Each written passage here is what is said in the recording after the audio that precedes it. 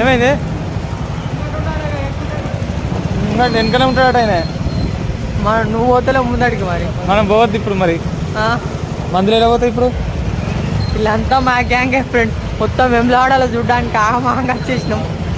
ఎంతమంది ఉన్నారు చూడండి. కానీ ఇక్కడ ఏం లేదు ఫ్రెండ్స్. నువ్వు చట్టం పెడతా ముఖానికి పెడుతుండు ఫోను. వెళ్ళాం మళ్ళీ ఇక్కడ గణపతిలే అని చెప్పేసి యూటర్న్ తిరిగిపోతున్నాం అందరం.